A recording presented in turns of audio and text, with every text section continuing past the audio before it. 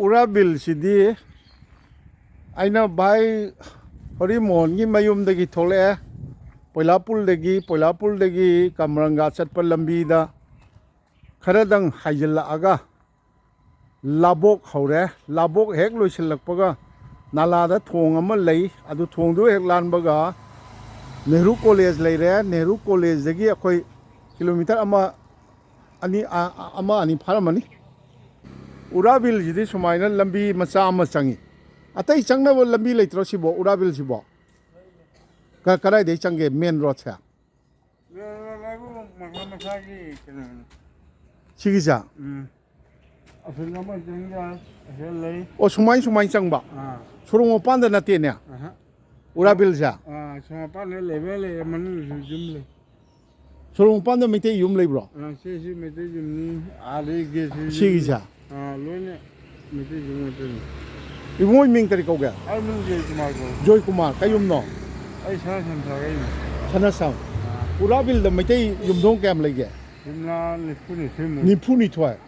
ꯆꯥꯎꯔꯤ ꯋꯥꯅꯤꯅꯦ ꯑꯗꯨꯗꯤ ꯀꯝꯔꯪꯒꯥꯒ ꯀꯌꯥꯝ ꯂꯥꯞꯅꯔꯤꯒꯦ ꯀꯝꯔꯪꯒꯥꯒ ꯂꯥꯞꯅꯕ ꯍꯥꯏꯕꯨ ꯑꯁꯦ ꯃꯟꯗꯤꯔ ꯑꯃ ꯂꯩꯌꯦꯕ ꯀꯥꯂꯤ ꯃꯟꯗꯤꯔꯁꯦ ꯑꯁꯤ ꯋꯥꯡꯗꯅ ꯀꯝꯔꯪꯒꯥ ꯆꯤꯡꯉꯦ ꯑꯗꯨꯗꯤ ꯀꯝꯔꯪꯒꯥꯒ ꯅꯦꯛꯁ ꯇꯨ ꯅꯦꯛꯁ ꯍꯥꯏꯇꯥꯔꯦꯅꯦ ꯁꯤ ꯃꯅꯨꯡꯗ ꯃꯩꯇꯩ ꯌꯨꯝ ꯀꯌꯥꯝ ꯂꯩꯒꯦ ꯁꯤ ꯃꯅꯨꯡꯗ ꯑꯩꯈꯣꯏꯁꯦ ꯃꯅꯨꯡꯗ ꯃꯩꯇꯩ ꯌꯨꯝꯅ 95 ꯑꯗꯨꯗꯤ ꯃꯅꯨꯡꯗ ꯂꯣꯏ ꯂꯩꯔꯦꯅꯦ ꯑꯗꯨꯗꯤ ꯑꯁꯤ ꯃꯄꯥꯟꯗꯅ ꯌꯨꯝꯅꯥ 9 ꯂꯩ ꯃꯄꯥꯟꯗꯅ 9 ꯃꯅꯨꯡꯗꯅ 95 ꯑꯗꯨꯗꯤ 93ꯅꯤꯅꯦ ꯀꯔꯤ ꯁꯥꯒꯩ ꯂꯩ ꯑꯁꯤꯗ ꯂꯩꯁꯦ ꯑꯪꯒꯣꯝ ꯂꯩ ꯅꯤꯡꯊꯥꯝ ꯂꯩ ꯀꯪꯂꯥꯚꯝ ꯂꯩ ꯑꯇꯩꯗꯤ ꯑꯩ ꯌꯥꯝꯁꯨ ꯍꯥꯏ ꯈꯪꯗ꯭ꯔꯦ ꯅꯣꯏ ꯊꯕꯛ ꯏꯪꯈꯥꯡ ꯇꯧꯅꯕꯒꯗꯤ ꯂꯩꯕ꯭ꯔꯣ ꯀꯌꯥꯝ ꯊꯕꯛ ꯏꯪꯈꯥꯡ ꯇꯧꯅꯕꯗꯤ ꯂꯩ ꯁꯔꯀꯥꯔꯒꯤ ꯑꯥꯔꯃꯤꯗ ꯑꯁꯥꯝ ꯁꯔꯀꯥꯔꯒꯤ ꯇꯧꯕꯗꯤ ꯂꯩꯇꯦ ꯑꯁꯥꯝ ꯁꯔꯀꯥꯔ ꯑꯣꯖꯥꯁꯤꯡ ꯇꯧꯕ ꯂꯩ ꯑꯣꯖꯥꯁꯤꯡꯁꯨ ꯂꯩꯌꯦꯕ ꯂꯧꯗꯤ ꯅꯣꯏꯒꯤ ꯂꯧꯀꯣꯟꯗꯤ ꯀꯔꯣꯝ ꯂꯩ ꯂꯧꯀꯣꯟ ꯍꯥꯏꯕꯨ ꯑꯩꯈꯣꯏ ꯑꯁꯤ ꯂꯩꯔꯤꯁꯦ ꯂꯣꯏꯅ ꯃꯥꯒꯤ ꯂꯩꯅꯩ ꯂꯩꯅꯕ꯭ꯔꯥ ꯂꯣꯏꯅꯃꯛ ꯂꯧꯆꯥ ꯁ꯭ꯀꯨꯜꯗꯤ ꯀꯗꯥꯏ ꯇꯝꯃꯦ ꯑꯉꯥꯡꯁꯤꯡꯁꯦ ꯑꯉꯥꯡꯁꯤꯡꯔꯣ ꯇꯝꯕꯁꯦ ꯑꯩꯈꯣꯏ ꯍꯥꯟꯅ ꯑꯁꯤ ꯇꯝꯃꯝꯃꯦ ꯑꯉꯥꯡ ꯂꯤꯛꯑꯦꯅ ꯑꯁꯤ ꯃꯃꯥꯡꯒꯤ ꯁ꯭ꯀꯨꯜꯗꯣ ꯃꯃꯥꯡꯒꯤꯗꯤ ꯀꯩꯊꯦꯜ ꯃꯅꯥꯛꯇ ꯁ꯭ꯀꯨꯜꯗꯣ ꯑꯗ ꯕꯪꯒꯥꯂꯤꯒ ꯄꯨꯟꯈ꯭ꯔꯦꯕ ꯆꯪꯉꯨꯁꯦ ꯅꯪ ꯀꯩꯗꯧ ꯂꯧꯕꯨꯛ ꯀꯔꯤ ꯁꯨꯔꯨꯔꯤꯅꯣ ꯑꯩꯗꯤ ꯉꯥ ꯐꯥꯒꯦ ꯂꯥꯛꯄ ꯉꯥ ꯀꯥꯏ ꯁꯤ ꯄꯨꯈ꯭ꯔꯤꯁꯦ ꯎꯔꯥ ꯕꯤꯜ ꯍꯥꯏꯁꯤ ꯎꯔꯥ ꯍꯥꯏꯁꯤ ꯀꯔꯤ ꯍꯥꯏꯅꯣ ꯑꯍꯟꯁꯤꯡꯅ ꯍꯥꯏꯕ ꯈꯪꯗ꯭ꯔꯣ ꯑꯩ ꯎꯔꯥ ꯕꯤꯜ ꯍꯥꯏꯁꯦ ꯍꯥꯟꯅꯁꯦ ꯃꯣꯏ ꯑꯍꯟꯁꯤꯡꯅ ꯍꯥꯏꯔꯤꯁꯦ ꯑꯩꯈꯣꯏꯒꯤ ꯂꯧꯕꯨꯛ ꯕꯤꯜ ꯍꯥꯏꯗꯤ ꯄꯥꯠ ꯍꯥꯏꯕꯅꯤꯅꯦ ꯑꯗꯨꯃꯥꯏꯅ ꯂꯩꯔꯝꯕꯅꯦꯕ ꯑꯣ ꯑꯗꯩ ꯁꯨꯝ ꯌꯨꯝ ꯍꯦꯛ ꯇꯥꯔꯅ ꯀꯌꯥꯝ ꯀꯨꯏꯔꯦꯒꯦ ꯅꯣꯏ ꯎꯔꯥꯕꯤꯜꯁꯤ ꯀꯩꯅꯣ ꯇꯥꯕ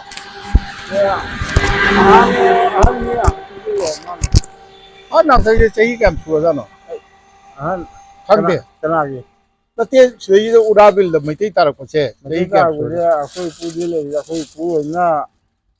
ꯑꯩꯈꯣꯏ ꯏꯄꯨ ꯆꯍꯤ 150 ꯑꯔꯤꯕꯗꯤ ꯈꯨꯜꯂꯦꯕ ꯑꯝꯇ ꯆꯪꯉꯨꯒꯦꯀꯣ ꯑꯍꯜ ꯂꯩꯔꯝꯒꯗ꯭ꯔꯥ ꯑꯍꯜ ꯂꯩ ꯃꯤꯡꯖꯍꯥ ꯍꯥꯏꯔꯁꯨ ꯁꯨꯃꯥꯏꯅ ꯂꯝꯕꯤ ꯃꯆꯥ ꯃꯩꯇꯩ ꯑꯍꯜꯂꯣ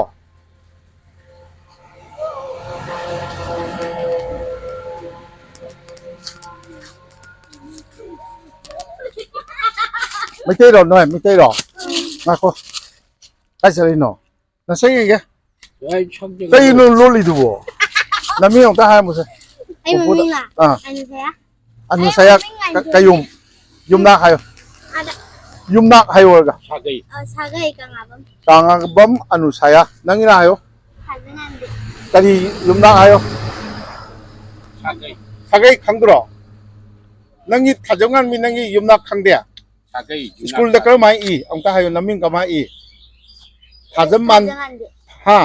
S 타진한데 ꯑꯦꯁꯇꯨ ꯀꯔꯤꯅꯣ ꯁꯅꯥꯁꯝ ꯑꯣꯏꯔꯝꯒꯅꯤ ꯅꯪꯒꯤꯅ ꯍꯥꯏꯌꯣ ꯉꯥꯟꯊꯣꯏꯕꯤꯅ ꯀꯔꯤ ꯌꯨꯝꯅꯥꯛ ꯍꯥꯏꯌꯣ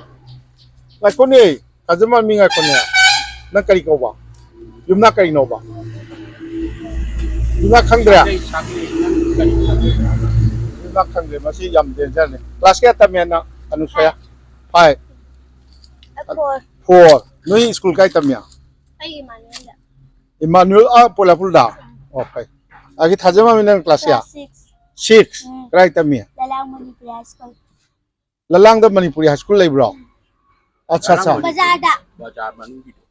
bazaar manungi da very good maitai oja kayam yawi Meitei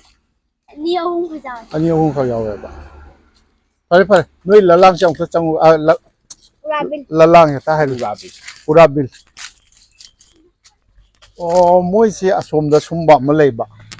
mapan da na yum nipan lei haye manung da na sisu maitai gi yum ne da sidi nungju thada di bhai nungai mo ya adu inak nak na sisu pate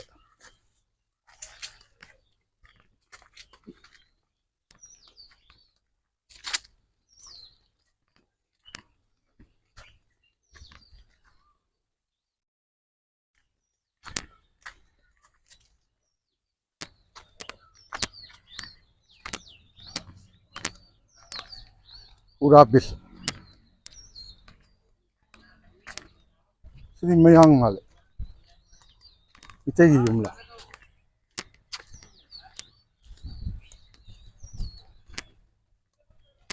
itei nate sini mitei nate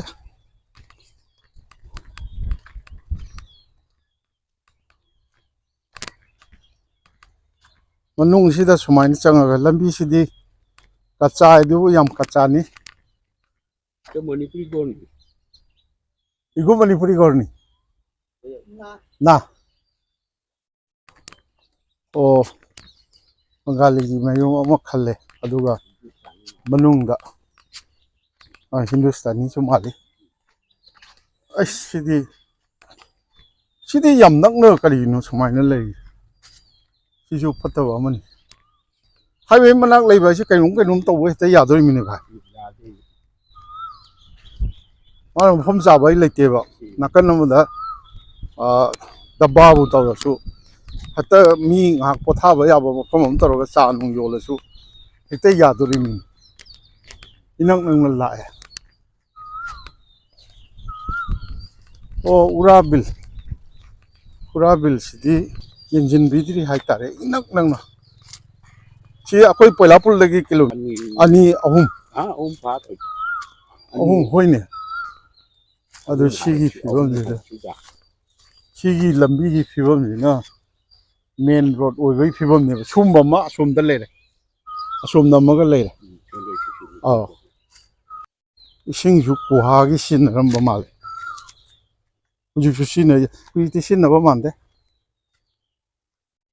mi changbo gi kano leitre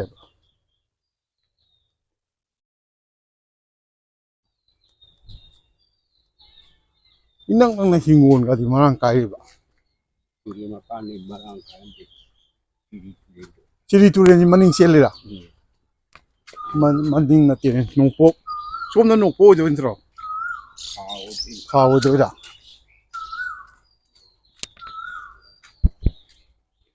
chip pariang ji meite gi ngak tara kunjang se o sida turen chela turen ji si yum si kadong boli no nongpo oli ro kai no nongpo oladi nongpo ni ne turen na phega khidana makha awang olambaduna olambani inawi kari ming ko ba Oja ai min khidi kai no kaure. Hemsing kaure. hemching kayum no Ai chingtham kari lege chida yum na kun yung kunthra ni pan le ye seida jung kun thani pal. mapandana ni pa Amdu pan. kai huji ming Mo nang thabak chalu draba. mamo khara hallo mamo na khara hallo mamo ai je manipur mapan gi khun che sum chacharaga chawrangna yung kaya lei kari yumnak lei ga haibadu sum ai youtube ta sum thaga chabani mamoi ming kari ai munan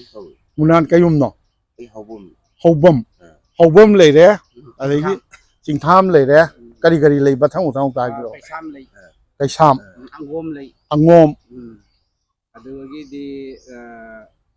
Konsam ꯂꯩ ꯀꯣꯟꯁꯝ ꯑꯗꯨꯗꯒꯤꯗꯤ ꯀꯔꯤꯅꯣ ꯃꯁꯅꯥꯍꯣꯏꯒꯤ ꯃꯣꯏꯒꯤ ꯁꯥꯒꯩꯗꯣ ꯀꯥꯡꯉꯨꯐꯝ ꯀꯥꯡꯉꯨꯕꯝ ꯀꯥꯡꯉꯨꯖꯝ ꯍꯥꯏꯕꯁꯨ ꯑꯣꯏꯔꯝꯕ ꯌꯥꯏ ꯇꯣꯅꯨ ꯍꯣꯏꯗꯤ ꯇꯣꯅꯨ ꯍꯣꯏꯅ ꯊꯧꯗꯥꯝ ꯊꯧꯗꯥꯝ ꯑꯗꯨ ꯀꯩꯅꯣꯒꯗꯤ ꯂꯩꯕ꯭ꯔꯣ ꯕꯥꯃꯣꯟꯒꯗꯤ ꯂꯩꯕ꯭ꯔꯣ ꯂꯩ ꯂꯩ ꯂꯩ ꯕꯥꯃꯣꯟ ꯁꯤꯃꯛꯀꯤ ꯂꯩ ꯃꯣꯏꯒꯤꯗꯤ ꯀꯩꯌꯨꯝꯅꯣ ꯑꯩꯈꯣꯏ ꯈꯨꯟꯁꯦ ꯄꯨꯕ ꯕꯥꯃꯣꯟ ꯅꯠꯇꯦ ꯈꯨꯟꯁꯤꯃꯛꯇ ꯂꯩꯕ꯭ꯔꯥꯕ ꯂꯩ ꯑꯣ ꯂꯩ ꯂꯩ ꯍꯥꯏꯗꯤ ꯀꯃꯔꯪꯒꯗꯩ ꯇꯥꯡꯗꯦꯕ ꯇꯥꯡꯗꯦ ꯀꯃꯪꯒꯥꯗꯤ ꯇꯥꯡꯗꯦ ꯍꯣꯏꯗꯤ ꯃꯣꯏꯁꯦ ꯀꯣꯟꯁꯝ ꯀꯣꯟꯁꯝ ꯑꯗꯣ ꯁꯤꯗꯩꯁꯤꯗꯅꯦ ꯃꯥ ꯃꯃꯤꯡꯗꯨ ꯀꯔꯤ ꯍꯥꯏꯌꯦ ꯍꯧꯖꯤꯛꯀꯤꯗꯣ ꯃꯨꯅꯥꯟꯒꯤ ꯀꯩꯅꯣꯗꯣ ꯁ꯭ꯋꯥꯏꯗ ꯎꯔꯥ ꯕꯤꯜ ꯍꯥꯏꯔꯤꯁꯦ ꯀꯔꯤꯅꯣꯕ ꯕꯤꯜ ꯍꯥꯏꯗꯤ ꯄꯥꯠꯅꯤ ꯄꯥꯠ ꯑꯩꯈꯣꯏ ꯏꯄꯥ ꯏꯄꯨ ꯍꯥꯛꯇꯛꯇ ꯎꯔꯥ ꯍꯥꯏꯁꯤꯅ ꯀꯔꯤꯅꯣꯕ ꯎꯔꯥ ꯕꯤꯜ ꯍꯥꯏꯁꯦ ꯀꯔꯤ ꯍꯥꯏꯁꯦ ꯁꯣꯝꯗ ꯄꯨꯟꯅ ꯑꯃꯨꯛꯇ ꯆꯪꯁꯤꯟꯕꯤꯔꯛꯑꯣ ꯍꯣꯏ ꯍꯣꯏ ꯍꯣꯏ ꯎꯔꯥ ꯍꯥꯏꯁꯤ ꯀꯔꯤꯅꯤ ꯍꯥꯏꯒꯦꯕ ꯑꯍꯟꯁꯤꯡꯅ ꯇꯥꯛꯄꯗ ꯎꯔꯥ ꯍꯥꯏꯕꯁꯤꯗꯤ ꯑꯩ ꯚꯥꯞ ꯇꯥꯗ꯭ꯔꯦ ꯑꯗꯨ ꯕꯤꯜ ꯍꯥꯏꯁꯤꯗꯤ ꯄꯥꯠꯅꯤꯅꯦ ꯕꯤꯜ ꯄꯥꯠꯅꯤ ꯍꯥꯏꯗꯤ ꯍꯥꯟꯅ ꯄꯥꯠꯅꯤꯅꯦ ꯑꯁꯤ ꯄꯥꯊꯤ ꯈꯣꯝꯊꯤ ꯑꯗꯨꯃꯥꯏꯅ ꯇꯧ ꯂꯩꯔꯝꯕ ꯈꯨꯟꯅꯤ ꯑꯗꯨꯃꯥꯏꯅ ꯍꯥꯏꯌꯦꯕ ꯈꯨꯟꯗꯥꯕꯗꯤ ꯀꯨꯏꯔꯛꯑꯝꯗꯧ ꯃꯥꯜꯂꯦ ꯀꯨꯏꯔꯦ ꯑꯩꯈꯣꯏ ꯖꯦꯔꯀꯣꯝ ꯏꯄꯥ ꯍꯣꯏꯅ ꯄꯥꯜꯂꯝꯕꯗꯁꯨ ꯂꯦꯒꯦꯁꯤ ꯗꯇꯥꯒꯗꯣ 61ꯗ ꯑꯩꯈꯣꯏ ꯑꯦꯟꯑꯥꯔꯁꯤ ꯈꯔ ꯅꯛꯁꯤꯟꯅꯕꯤꯌꯨꯅꯦ ꯀꯩꯅꯣꯗꯤ ꯁꯤ ꯚꯣꯠ ꯊꯥꯗꯕꯗꯤ ꯀꯔꯤ ꯀꯟꯁꯇꯤꯇ꯭ꯌꯨꯟꯁꯤ ꯑꯁꯤ ꯚꯣꯠ ꯊꯥꯗꯕꯁꯦ ꯑꯩꯈꯣꯏꯗꯤ ꯄꯩꯂꯥꯄꯨꯟ ꯍꯥꯏꯕ ꯑꯩꯈꯣꯏꯒꯤ ꯅꯠꯇꯦ ꯖꯤꯄꯤ ꯂꯩ ꯂꯛꯈꯤꯄꯨꯔ ꯆꯤꯡꯉꯤꯔꯥ ꯂꯛꯈꯤꯄꯨꯔꯅꯤ ꯂꯛꯈꯤꯄꯨꯔꯔꯥ ꯑꯗꯨ ꯀꯔꯤꯅꯣ ꯑꯁꯤ ꯆꯪꯕꯒꯤ ꯂꯝꯕꯤꯒꯁꯤꯗꯤ ꯑꯁꯣꯝꯒꯤꯁꯨ ꯁꯤꯒꯤ ꯐꯤꯕꯝꯁꯤꯗ ꯑꯗꯨꯝ ꯂꯩ ꯂꯩ ꯂꯩ ꯂꯝꯕꯤ ꯑꯅꯤꯁꯤꯗ ꯑꯣꯏꯔꯝꯃꯅꯤ ꯆꯪꯉꯛꯏꯁꯦ ꯈꯨꯟ ꯃꯅꯨꯡ ꯆꯪꯉꯛꯏꯁꯦ ꯁꯨꯝ ꯃꯥꯏ ꯃꯄꯥ ꯂꯝꯕꯤꯗꯨ ꯃꯄꯥꯗꯨꯅ ꯑꯃꯅꯤꯗꯅ ꯒꯥꯔꯤ ꯆꯪ ꯌꯥꯕ ꯅꯠꯇ꯭ꯔꯣ ꯑꯣꯖꯥꯅ ꯍꯪꯕꯤꯔꯤꯁꯦ ꯍꯥꯏꯗꯤ ꯁꯤꯗ ꯒꯥꯔꯤ ꯆꯪꯕ ꯌꯥꯔꯁꯨ ꯁꯤꯗ ꯑꯃ ꯑꯩꯈꯣꯏ ꯆꯪꯉꯛꯏꯗꯅ ꯂꯝꯕꯤꯁꯤꯗꯤ ꯄꯨꯔꯥ ꯀꯆꯥ ꯅꯣꯡ ꯇꯥꯔꯗꯤ ꯌꯥꯝ ꯅꯨꯡꯉꯥꯏꯔꯝꯃꯣꯏꯕ ꯍꯧꯖꯤꯛ ꯑꯅꯧꯕ ꯑꯩꯈꯣꯏꯒꯤ ꯃꯦꯝꯕꯔ ꯑꯃ ꯀꯥꯔꯦꯕ ꯃꯥꯅ ꯍꯥꯏ ꯑꯩꯈꯣꯏ ꯍꯟꯗꯛꯁꯤꯒ ꯁꯣꯏꯗꯅ ꯁꯤꯁꯤ ꯕ꯭ꯂꯣꯛ ꯃꯩꯇꯩꯔꯣ ꯀꯥꯔꯤꯁꯦ ꯃꯩꯇꯩꯁꯦ ꯀꯩꯅꯣꯅꯤ ꯑꯩꯈꯣꯏ ꯑꯇꯣꯞꯄ ꯖꯥꯇꯤꯅꯤ ꯑꯇꯣꯞꯄ ꯖꯥꯇꯤ ꯑꯗꯨ ꯑꯁꯤꯗꯤ ꯌꯥꯝ ꯅꯨꯡꯉꯥꯏꯇꯦ ꯋꯥꯅꯤ ꯑꯗꯣ ꯃꯩꯇꯩꯅꯗꯤ ꯀꯥꯕ ꯉꯝꯃꯔꯣꯏ ꯊꯥꯖꯗ꯭ꯔꯦ ꯃꯩꯇꯩꯅ ꯀꯥꯕꯕꯨꯗꯤ ꯀꯥꯒꯗꯕꯅꯦ ꯑꯗꯨ खरा मरक तसु दुम मिटे जे खरा छोटई हायगदि मा मुना कई थबक तौरी होजे ꯑꯩ ꯍꯧꯖꯤꯛ ꯀꯔꯤꯝ ꯇꯧꯗꯦ ꯍꯥꯟꯅ ꯒꯥꯔꯤ ꯊꯧꯔꯝꯃꯤ ꯂꯧꯁꯤꯡꯗꯤ ꯂꯣꯏ ꯂꯩꯅꯕ꯭ꯔꯥ हिंगोल लेने हिंगोल लेने लौदी लेनदे लौ लेनदे आई हिंगोल सुरा चाव मी हिंगोल सुरगा हिंगोल की मना मसिंग कैथेन यौब्रो आ जौरी करी कैथेन पोलापुल आ पैलापुल ओ अदगी स्वाई हिंगोल की ममन गादी का माइन तौ हिंगोल की ममन बिगादा कथादा बिगादा कथादा उजी सोरो मपान सेदी 80 90 यौरी सोरो मपान की वांते सिगी मनुंग चा ओ असे दुम 50 60 दुम जौ 50 60 बिगादा 50 60 है जी कथादा 1000 लो लाख लो 1000 50 60,000 खक्तने बा कथादा अदुदी तांगबो यौदे तांगदे हा तांगबा हाया दे कथा के अन बिगानो बिगादा 12 लाख बिगादा 12 लाख है कनो तौदे सरकार की थबक तौबो मी क्याम लगे सरकार की थबक तौबो खुनसिदे लैरिसे दुम चौरा खुखर दि दुम लೈ हौजि नौ नौ आंगांसिंग सर्विस चंगबो सिगा अमा लैरे करिनो कई तौइनो इंडियन आर्मी सिबाई खनबदी याम लेरंगनी लೈ अदि ओजा ओइबा अखोय मी अहुम मु लೈ सिदे होंदोखिबा मिदि क्याम यावे सि खुनजिदे कोई खुनजि होंदोकपदि मी उजदे याउद्रियेबा न इनंग नयेबा अदो इनंग ना जो सिगी नोइबु सिदे गाड़ी थौया असी ऑटो रिक्शा हम खामी से कदाई थौदोकनी सि लंबी से नत्रो असी नोंजु थादरी कमाय तो इंधोक इंजिन का तौना खरा अस तो युंगा दे दम नुंगायना लई पने मा मुनांगी युमलो सा नाउ पागे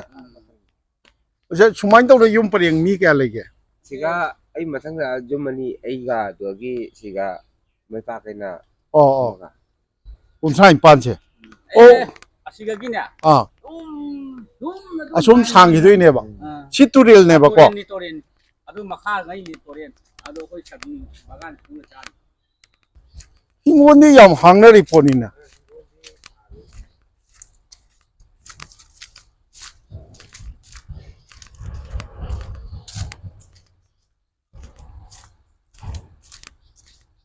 turin si kara wai dano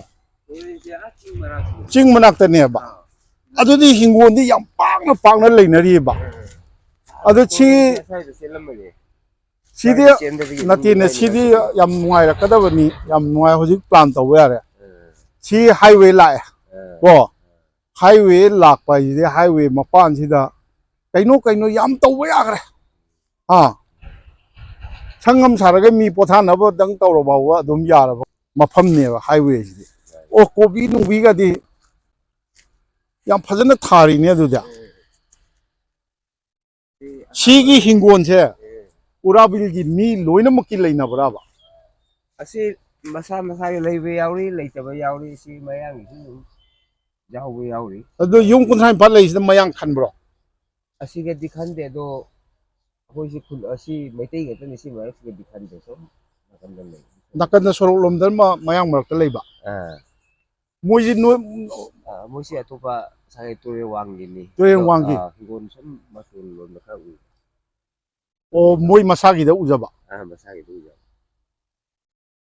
keda alu ni o as alu phaja acha ha kai no a ja kita na ene jaga area si ching si kari kauge asi ching hi akoi maming gi leite do akoi si mate ka si basmati akoi kun gi ching lo sa o noi kun ge di noi gi kari urabil gi noi kun ja sing na sari ra ko sa si sa kari taw ya sida asiga kain to no te si kali akoi wanu ho pa jum kai gi ka si ka yalu ba o ching gi di darkar leitre gas loi sin na ra bi o sida tawri si mitei ro asi mate o sini ne urabil laisa yung kuntra nipan sorong pan de nipan nipu taruk ai sarkar gi thabak taw si bai khan badi hausani adu kitang pen da bai bu inang nang la ba noi poila pul ji kilometer kya ni hage mari pharong ko roi koi ni adu gi mafam ji da oi ri ba phibam ji lambi sangpham ma si nuai te yam nuai te khara da ga nat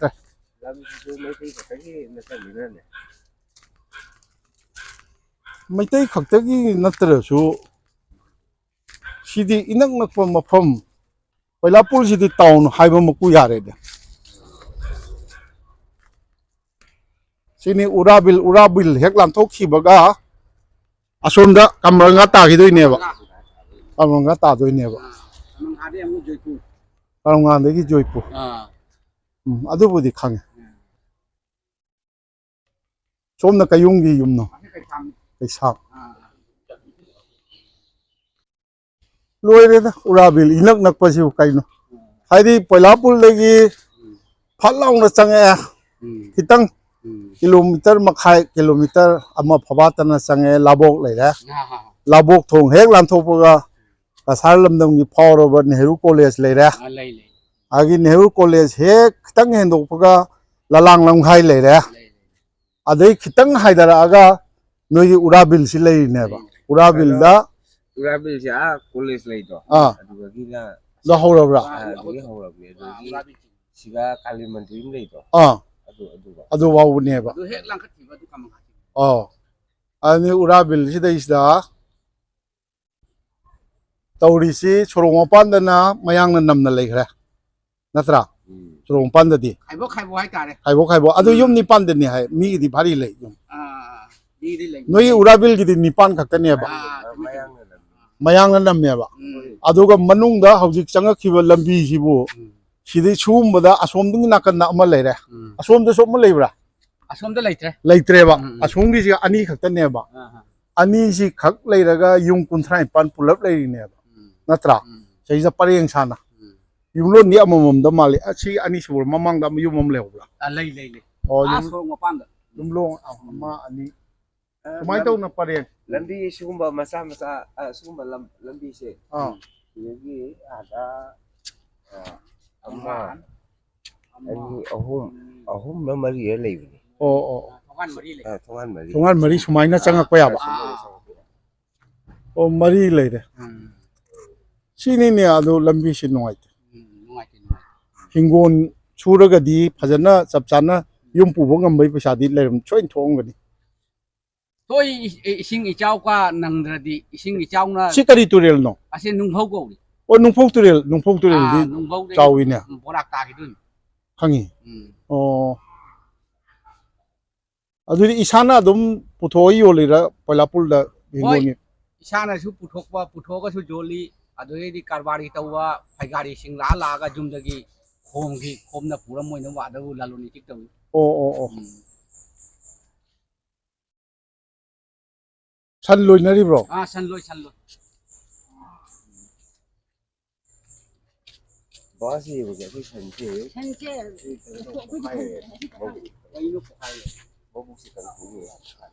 ꯃꯈꯥꯗꯩꯁꯦ ꯃꯥꯃꯣꯏꯒꯤ ꯀꯩꯅꯣꯔꯣ ꯃꯥꯃꯣꯏ ꯁꯟ ꯃꯥꯃꯣꯏ ꯁꯟꯂꯣ ꯁꯟ ꯁꯦꯠꯂꯛꯏꯁꯤ ꯁꯣꯝꯗ ꯑꯃꯨꯛꯇ ꯑꯣꯟꯁꯤꯟꯕꯤꯔꯝꯃꯨꯕ ꯁꯣꯝꯗ ꯑꯃꯨꯛꯇ ꯐꯖꯅ ꯑꯃꯨꯛꯇ ꯑꯣꯟꯕꯤꯌꯨꯀꯣ ꯌꯥꯔꯦ thank you ꯑꯩ ꯏꯝꯐꯥꯜꯒꯤꯅꯤ ꯌꯥꯔꯦ ꯅꯨꯡꯉꯥꯏꯖꯔꯦ ꯃꯥꯝꯃꯒ ꯊꯦꯡꯅꯖꯕ ꯀꯩꯗꯧꯔꯨꯅꯤ ꯁꯤ ꯂꯣꯏꯔꯦ ꯑꯗꯣ ꯈꯔ ꯈꯨꯟꯒꯤ ꯃꯤꯁꯤꯡ MLA ꯃꯟꯇ꯭ꯔꯤ ꯈꯟꯗꯅ ꯁꯤꯒꯤ ꯂꯝꯕꯤ ꯑꯁꯤꯗꯤ ꯅꯨꯡꯉꯥꯏꯇꯦꯕ ꯑꯩ ꯉꯛꯏꯁꯦ ꯁꯤꯒꯤ ꯂꯝꯕꯤꯁꯤꯗ ꯐꯔꯦ ꯍꯧꯖꯤꯛꯄꯨꯗꯤ ꯀꯨꯗ꯭ꯔꯨꯛ ꯀꯗ꯭ꯔꯥꯛꯑꯁꯨ ꯏꯀꯪꯅꯤꯅ ꯌꯥꯔꯦ ꯅꯣꯡꯖꯨ ꯊꯥ ꯂꯥꯛꯑꯀꯥꯟꯗ ꯁꯤ ꯇꯨꯛꯇꯨꯛꯀꯤꯁꯤ ꯀꯃꯥꯏꯅ ꯊꯧꯗꯣꯛꯀꯦ ꯁꯤ ꯁꯤ ꯌꯥꯝ ꯋꯥꯅ ꯊꯧꯗꯣꯛꯑꯦꯕꯨ ꯏꯟꯊꯣꯛ ꯏꯟꯁꯤꯟ ꯇꯧꯔ ꯑꯗꯨꯒꯤ ꯐꯤꯕꯝꯗꯨꯗ ꯍꯧꯖꯤꯛ ꯂꯩꯕ ꯍꯧꯅꯗꯦ ꯑꯗꯨꯗꯤ ꯁꯤ ꯁꯦꯝꯕꯒꯤ ꯀꯩꯅꯣ ꯋꯥꯔꯤꯗꯤ ꯁꯥꯟꯅꯔꯕꯅꯤꯗꯣ ꯀꯃꯥꯏꯅ ꯇꯧꯕ ꯑꯁꯤ ꯂꯝꯕꯤꯒꯁꯤꯗꯤ ꯃꯣꯏ ꯃꯦꯝꯕꯔꯁꯤ ꯕꯪꯒꯥꯂꯤꯔꯣ ꯀꯩꯅꯣ ꯒꯣꯂꯥꯅꯤ ꯒ꯭ꯋꯥꯂꯥ ꯒ꯭ꯋꯥꯂꯥꯁꯤ ꯍꯣꯏꯅꯦ ꯍꯥꯏꯕꯗꯤ ꯌꯥꯗ꯭ꯔꯦ ꯔꯦꯀꯣꯔꯠꯇ ꯃꯣꯏꯗꯤ ꯅꯨꯡꯉꯥꯏꯔꯦꯅꯦ ꯃꯣꯏ ꯃꯟꯇ꯭ꯔꯤ MLAꯒ ꯂꯩꯁꯜꯂꯛꯑꯕꯅꯤꯅ ꯐꯔꯦ ꯅꯨꯡꯉꯥꯏꯖꯔꯦ ꯑꯩꯒꯤꯗꯤ ꯏꯆꯟ ꯏꯆꯥꯁꯤꯡꯁꯦ ꯌꯥꯝꯃꯤ ꯑꯣ ꯏꯆꯟ ꯑꯃ ꯖꯤꯔꯤꯗ ꯂꯩ ꯏꯆꯟ ꯑꯃꯅ ꯂꯛꯈꯤꯅꯒꯣꯔꯗ ꯂꯩ ꯑꯁꯥꯝꯗ ꯍꯣꯏ ꯂꯛꯈꯤꯅꯒꯣꯔ ꯉꯔꯥꯡ ꯅꯍꯥꯟꯗ ꯂꯥꯛꯎꯏꯅꯤ ꯑꯗꯩ ꯂꯛꯈꯤꯅꯒꯣꯔꯗꯩ ꯍꯜꯂꯛꯄꯅꯤ ꯑꯗꯩ ꯏꯆꯟ ꯑꯃꯅ ꯑꯩꯈꯣꯏꯒꯤ ꯁꯨꯅꯥꯏ ꯖꯣꯔꯥꯈꯨꯟ ꯍꯥꯏꯕꯁꯤꯒ ꯂꯩ ꯑꯣ ꯏꯆꯟ ꯌꯥꯝꯃꯤꯅꯦ ꯑꯗꯨꯗꯤ ꯌꯥꯝꯃꯤ ꯑꯩꯒꯤ ꯃꯧꯅ ꯀꯔꯕꯤ ꯑꯥꯂꯣꯡ ꯕꯣꯀꯥꯖꯥꯟꯗꯒꯤꯅꯤ ꯑꯩꯒꯤ ꯃꯧ ꯕꯣꯀꯥꯖꯥꯟꯗꯒꯤ ꯕꯣꯀꯥꯖꯥꯟꯗꯒꯤ ꯑꯣ ꯑꯦ ꯑꯗꯨꯗꯤ ꯄꯨꯔꯥ ꯏꯁꯇꯦꯠ ꯊꯨꯡꯕꯒꯤ ꯚꯥꯕꯅꯤꯅꯦ ꯑꯁꯥꯝ ꯏꯁꯇꯦꯠ ꯊꯨꯡꯕꯒꯤ ꯚꯥꯕꯅꯦꯕ ꯑꯩ ꯆꯍꯤ ꯃꯔꯤꯗ ꯑꯩꯒꯤ ꯃꯤ ꯋꯥꯠꯇꯦ ꯑꯦ ꯐꯩ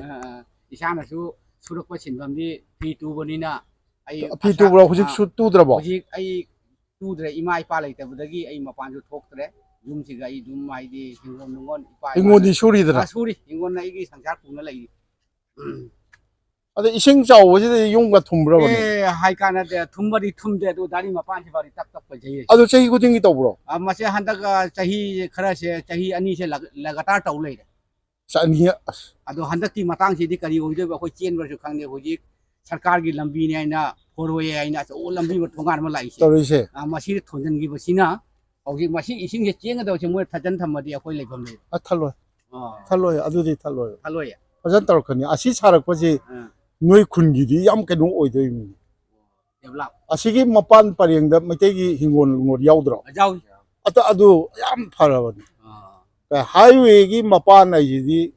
ꯃꯐꯝ ꯆꯥꯕ ꯍꯥꯏꯕ ꯂꯩꯇꯦ ꯆꯥꯗꯕ ꯍꯥꯏꯕ ꯂꯩꯇꯦ ꯑꯩꯈꯣꯏꯅ ꯀꯤꯔꯤꯅ ꯏꯁꯤꯡꯗꯣ ꯅꯍꯥꯟꯉꯩꯗꯤ ꯖꯣꯔ ꯇꯛꯄꯤꯕꯅꯤꯅ ꯍꯞꯇꯥ ꯑꯃꯗ ꯑꯗꯨꯝ ꯀꯪꯉꯒ ꯑꯩꯈꯣꯏ ꯍꯤꯡꯒꯣꯜ ꯀꯣꯏꯕ ꯌꯥꯏ ꯍꯧꯖꯤꯛꯇꯤ ꯃꯁꯤꯅ ꯑꯗꯨꯝ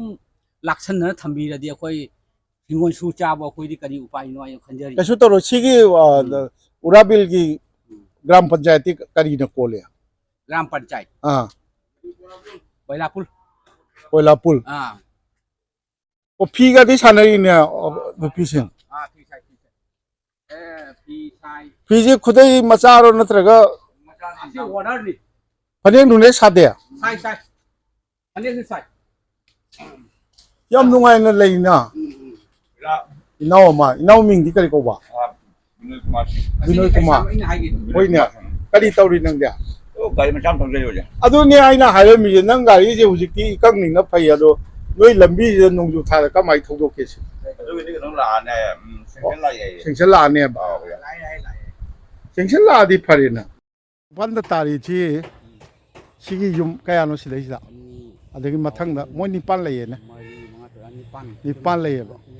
아 시다 항이시 밑에기네봐. 시디 파이나. 시디 마양 시들레리세. 마양이 юм제. 시 밑에니 용 도키로 그네. 밑에니 용 도키봐. mấy tí đã dồn gai nó tàu mà tầm được 너 할라보. mấy tí đã dồn gai nó tàu mà tầm được số magi những người mi đó phải lấy sang nào bên nào đó gai em người dồn người đó mà đôi đua mấy tí nhìn thế nào đồ hong hong này vậy hong hong này 마양나 땅나. tăng nè đồ mai phải tính căn 시 그녀세이시다. 아나에 여럭보다 밑에니 용게 하이보다. 밑에나 만만 홍나 로나보 혼나봐. 아도 쿤기 오이바 아돔바 라이박 티바 라이터 라이라기 토도 톨록바 마tamda punna kunna thawdang yaminna bo kainoma semba phai che lesin ba or su kona angam bamna leire natraga atopa lamgi pisa paibamna leijara su taunana ba ado khudaki oyodi pisa puthok piba ngamna ba khungi oiba policy ma yung kuntrani pan sorongo pan da nipan ado nifutaruk sina कहीं सिंब दरकार मौ ताएब नत्रदी असुमायन येंगो सिदी मैतेगिरा सिजु मैतेगनेब अमा अनि सिदैदा असोमना मरी यंगा निपान लेरे सिदैदा सि मयांग खल्लिनेब सिदैदा मयांग खल्लिसि मैतेदगी लेहिबनेब तो अदुदी आगो हुजिक चंगनब लंबी जि सुमाइन तौरिने मदो कनासु नते जोलिबो मीदो आई मकनी आईगी इपा नाबा मतमदा इयाम से नाबे ले नाबा मतमदा मसिसिगा जोनबा लम ओ आई सु मितेगी पीतान खांगौ मसिगा इने लेजे म दुकान मचा म हांजे दिंग से हि होइनिया सि मोइने तौरिनसा अदो इपा न सिरम गाई हार मी जोलिबो मी सिगा आई इसा इशू आई खंडाना चपदा लंबीदा करीगुंबा डिस्टर्ब अमदा तौबिदबा लंबीदे आई जोनदे गाड़ी मचंग नबै लंबीदे नो समाय ओ पीगदबे सी पलापुल योदोइरा असे अखोइगी भागिनानी अदो पलापुल योदोइराबा से कनो चतोइ करी आइसे लुपाबारीदा मा अखोइगी लुपाबारीगिरो लुपाबारीगिनी आई इमाग नुपीदो लुपाबारी थाजिंगे ओ अदो ngasi मा हिंगोंदे हेलाइनेबा से कोइबा लाखरी ओ कराइदा मिजोरामदा मा मेकानिक ओइब्रो मिजोरामदा ओ सिजु मयांगनिने सिनी सिदैजे खितंग कयाम लापमगनी खुद कमरंगासा सी गाड़ी सिमने कथिसन वही हमतंग ताकपीगे ओजादा आदा ओजा उबरा आसिंगु आदा ngosok ngo wal ama khani asiga khoi urabilgi state लोइरेबा asiga kamang khasi आइदी टी पोस्ट कुटी पोस्ट अहुम मीटर चहुंगुम्बा आदि सोमदना पलापुल थोखा अदुने आखोय हंजरगे होयिके मैतेना अयाम लम पुनम जोली के लोई लौरे होजिति हानगी अहन लमनगी नुंगाइ मत होजिति अंगांगी थबक चंगनबदगी को फलो पान पान दसु मरी मंगा सादुरी नो नती नतै नौ कनो लेब्रो आइजोल दे लेब्रो मिजोराम लेब्रो मिजोलोन खंगदना लाय अदुदे थेमसिंगना वाम खग हाय अदो लैंगदौ लैय मणिपुर की मीना खंगगा लसिदा लाय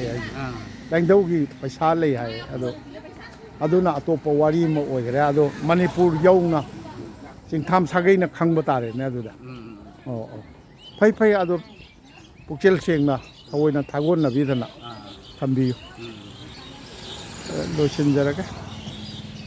पूरा बिल लाक्सबा लोसिनजरे अदो नन्ना योंथोखिबा हिंगोंदा मयांगना दुकान फंगरेबा नोइना आम मनुंगदा लेखरेबा मसी अवाबनी मसीनी उराबे सोरोंगपान हे हेक्ते हांगिने मोइ दुकान नुगान तव यागिनी